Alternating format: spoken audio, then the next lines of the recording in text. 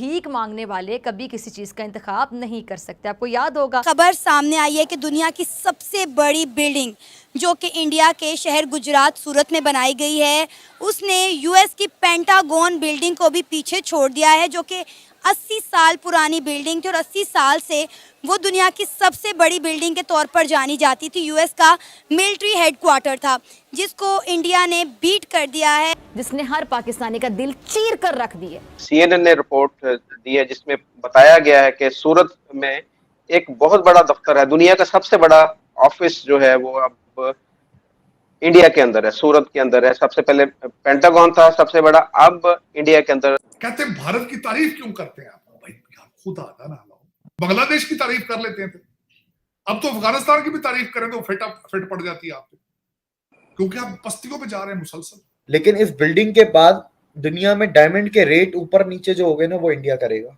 Poverty in India fell by 10% in 5 years. Pakistan के अंदर लोग गुर्बत की लकीर से नीचे रह रहे हैं, उनकी शरह 40% तक पहुंच चुकी है। क्योंकि हमने अमेरिका के ऊपर इल्ज़ाम लगाया, जो कि अब साबित हो गया कि वो गलत इल्ज़ाम था, और हमारे वज़ीर आज़म ने लगाया उस वक्त के, यानी जो रियासत के सरबराह हैं उन्होंने लगाया, चीफ एग्जीक्यूटिव ने।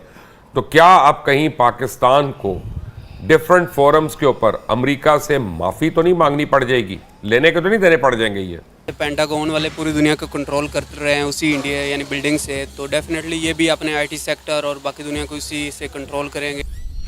हेलो फ्रेंड्स, जय हिंद। हिंदुस्तान स्पेशल में आपका स्वागत है दोस्तों। विश्व की सबसे बड़ी ऑफिस बिल्डिंग का खिताब अब तक अमेरिका के पेंटागन के पास था, जो अब छिनने वाला है। भारत में दुनिया की सबसे बड़ी ऑफिस बिल्डिंग बन रही है। यह बिल्डिंग गुजरात के सूरत में बन रही है। सूरत को हीरों के व्यापार का केंद्र माना जाता है। इस बिल्डिंग को भी हीरों के व्यापार के केंद्र के रूप में इस्तेमाल किया जाएगा। इस बिल्डिंग को पूरा बनने में 4 साल का वक्त लग गया। ध्यान देने वाली बात यह है कि सूरत में विश्व के 90% हीरों का निर्माण किया जाता है। वहीं अमेरिका के पेंटागन की बात करें तो इसके पास विश्व की सबसे बड़ी ऑफिस होने का ताज पिछले 80 सालों से था, लेकिन अब यह खिताब सूरत डायमंड बोर्स के नाम है। इस खूबसूरत बिल्डिंग का नाम सूरत डायमंड बोर्स रखा गया है। दुनिया के जैम कैपिटल के रूप में प्रसिद्ध सूरत की इस इमारत को वन स्टॉप डेस्टिनेशन के रूप में बनाया गया है।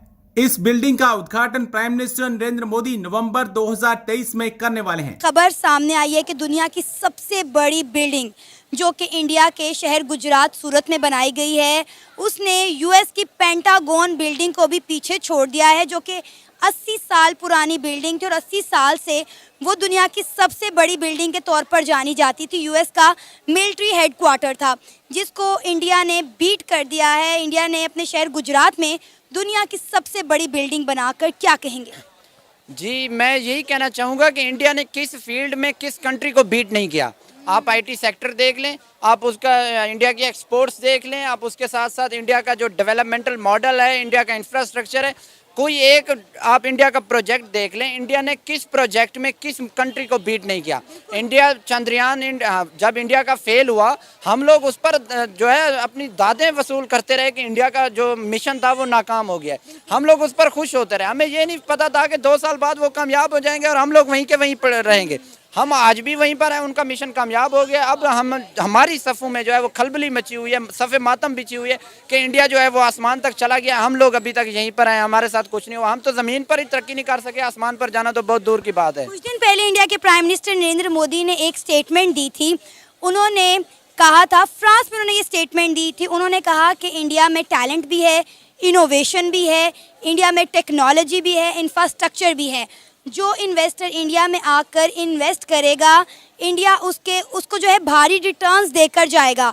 मतलब देखिए इंडिया के प्राइम मिनिस्टर कितने कॉन्फिडेंस से जब ये बात कह रहे हैं कि यहाँ पे इंफ्रास्ट्रक्चर भी है, इनोवेशन भी है। तो जब एक मुल्क का प्राइम मिनिस्टर इस तरह के बयानात देता है दूसरे मुल्कों में जाकर, तो डेफिनेटली उनकी आवाम में भी एक कॉन्फिडेंस डेवलप होता है। जी बिल्कुल, आपने सही कहा है कि जब प्राइम मिनिस्टर अपनी आवाम को ओन करता है तो आवाम में जो है वो एक कॉन्फिडेंस बूस्ट होता है। हमारे मुल्क में तो सूरत हाल ये तक है कि हमारी जो पॉलिटिकल लीडरशिप है वो अपने कारकुनान को ओन करने के लिए तैयार नहीं है। आवाम तो बहुत हाई लेवल की बात है। हमारी जो लीडरशिप है, पॉलिटिकल लीडरशिप है, चाहे पाकिस्तान जो बड़ी मेजर पार्टी है, पाकिस्तान तहरीक इंसाफ को देख लें, PMLN को देख लें या पाकिस्तान पीपल्स पार्टी को देख लें, जब कोई वाक़या हो जाता है, अभी रिसेंटली 9 मई का वाक़या हुआ, पाकिस्तान तरीके इंसाफ की लीडरशिप ने अपने कारकुनान से जो है बेदखली का ऐलान कर दिया। वो अपने कारकुनान को भी नहीं वो कर रहे थे।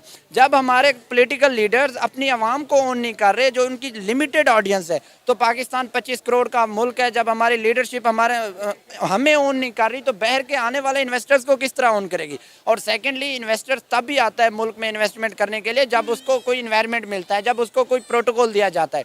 हमें इन्वेस्टर्स की ज़रूरत है, इन्वेस्टर्स को पाकिस्तान की ज़रूरत नहीं है। दुनिया में बहुत बड़ा मुल्क दुनिया है, 256 मुल्क हैं, वो किसी भी मुल्क में जाकर अपनी इन्वेस्टमेंट कर सकते हैं। अगर हमें ज़रूरत है तो हमें उनके लिए कोई एनवायरनमेंट भी प्रोड्यूस करना पड़ेगा, हम जो कि हमारे पास नहीं है। पॉलिटिकल इंस्टेबिलिटी इस लेवल तक की है कि हम लोग आपस में, हमारे स्टेक होल्डर्स बैठने के लिए तैयार नहीं है। जब हम आपस में एक दूसरे के साथ बैठने के लिए तैयार नहीं है तो बाहर मुल्क का इन्वेस्टर्स आकर हमारे मुल्क में इन्वेस्टमेंट क्यों कर जाहिर है सर, ये 21वीं सदी है और ये टैलेंट और टेक्नोलॉजी की बुनियाद पर ही आगे जाएगी। हम हर वक्त कैमरे के आगे गला फाड़ फाड़ के कहते हैं कि पाकिस्तान में बहुत टैलेंट है। CNN ने रिपोर्ट दी है जिसमें बताया गया है कि सूरत में एक बहुत बड़ा दफ्तर है, दुनिया का सबसे बड़ा ऑफिस जो है वो अब इंडिया के अंदर है, सूरत के अंदर है। सबसे पहले पेंटागन था सबसे बड़ा, अब इंडिया के अंदर सूरत है।